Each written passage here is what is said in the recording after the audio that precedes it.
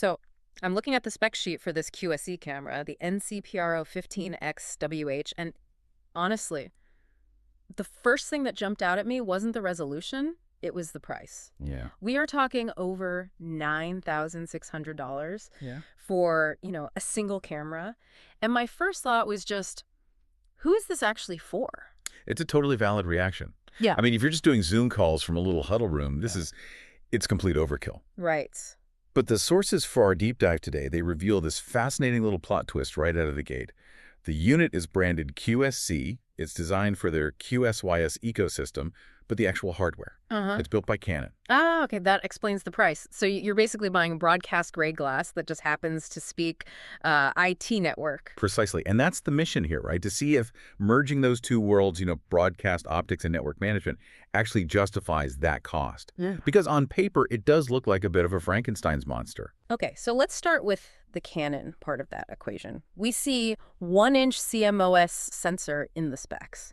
For anyone who's not a camera nerd, why does that inch matter so much? Well, in the world of sensors, size is it's everything. Most conference cameras have these tiny little sensors, kind of like what's in your smartphone. Okay.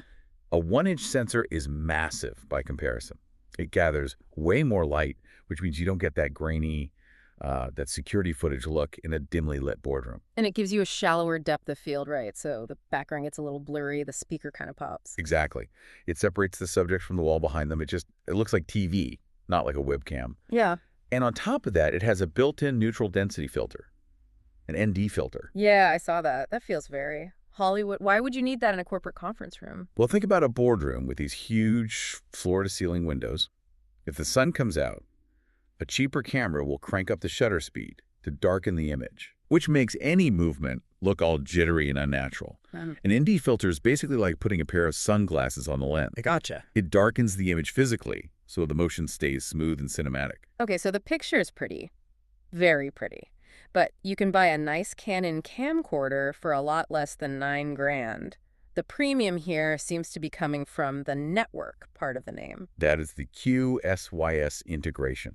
This is where the IT crowd starts to, perk up. Usually, to get video from a camera to a screen or a recorder, you're running these long HDMI or SDI cables through walls, maybe into a big, expensive matrix switcher. Right, the old spaghetti closet. This camera just bypasses all that. It's an IT endpoint. You plug it into the network, and all the video routing happens in software. Plus, it runs on PoE plus Type 2. Let's just decode that. Power over Ethernet. Right.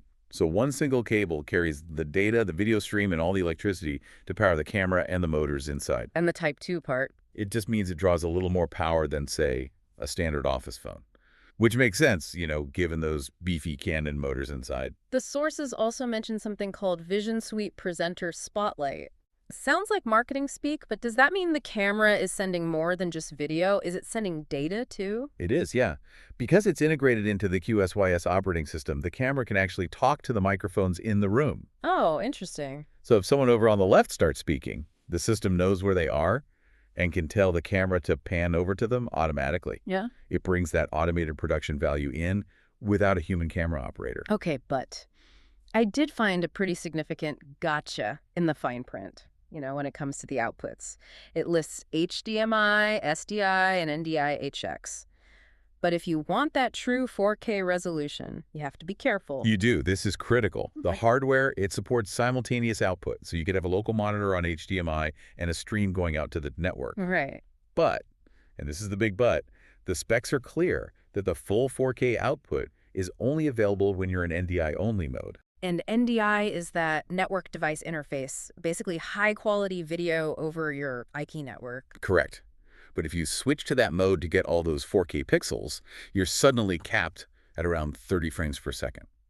So if you need 60 frames per second for really smooth motion, or if you need to use the HDMI and SDI ports at the same time, you're dropping down to 1080p. You're very likely dropping down to 1080p. Yeah. So you're paying for a 4K sensor, but in a lot of common hybrid setups, you might only be outputting HD. That's a huge trade-off that buyers really need to know about. It is. You're trading that peak resolution for flexibility. So to pull this all together, we have a device that's really trying to bridge the gap between a videographer's kit and an IT admin's network switch. That's the perfect way to put it. That's Right. the takeaway. This is for those high-impact, spaces, executive briefing centers, university lecture halls, where the video needs to look like a broadcast, Mm.